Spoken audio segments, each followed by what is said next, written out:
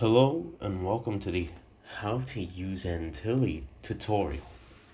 First things first, make sure you have Net Framework 4.0 or higher and DirectX installed, plus make sure you are using Windows. After all of those requirements are met, open up Antilli. We need to set it up first, so let's go to the top left corner of Antilli screen, Tools, Options, then set up your driver parallel lines directory. You can tap the three dots to choose your driver parallel lines directory, or you can just copy and paste your game's root folder file address. Then let's open up our nyc.sp by going to the top left corner of the screen and head to File, Open, Driver Parallel Lines, and then choose the characters folder and nycsp. Once opened up, you'll see random file names accompanied by .ml4 or simply just numbers. If you see the latter, grab the latest Antilli update from either my overhauled story characters pack or 1986 TK mod, as the version that displays only numbers instead of file names is outdated. Anyways, the viewport consists of a list of all character models on the left, the model viewer in the middle, and model layer toggles on the right. We won't ever touch the list on the right as it is for debug. Same thing for the render options on the bottom left corner of the screen. Always leave it in high to better visualize the model, otherwise don't touch it. As for the model viewer's controls, how it works is simple.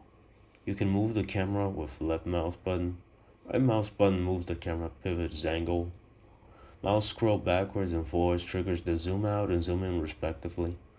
Holding scroll and moving the mouse just does small movement adjustments across the camera. So yeah, this is the viewport configuration. You can definitely use this to preview models if you want to, etc. So I'm gonna do an example on how to use it to replace textures, which is the key point I'm trying to explain to the average user. I'm gonna replace the driver now.ml4, i.e. 2006 TK textures with my 1986 TK mod as an example demonstration. But this works for pretty much even vehicles. You just gotta open nyc underline vehicles.sp instead of nyc.sp and replace the vanilla car textures with matching mod car textures. There you are.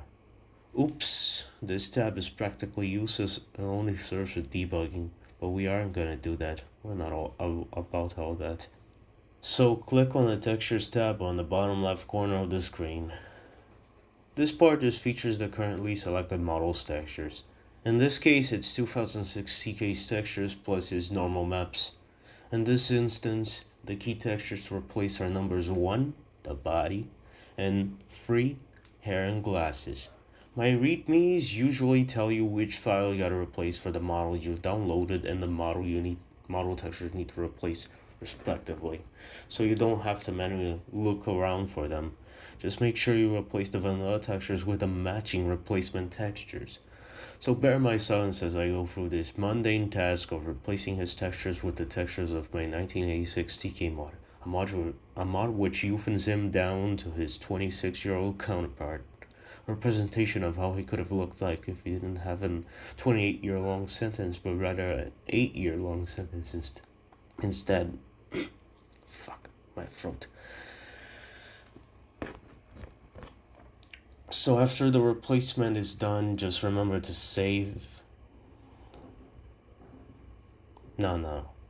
So after the replacement is done, remember to make sure if you have a backup of nyc.sp before saving, just so you have a safety net if you mess up here. I'm gonna save the changes and open it up in game to test it.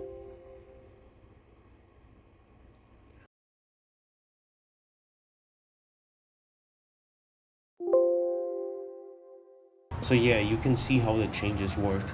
He looks younger now and all that jazz, yada yada. Tutorial's done. Thank you for watching. If you have any doubts or questions, leave them in the comments. I'll read and respond in due time. Bye.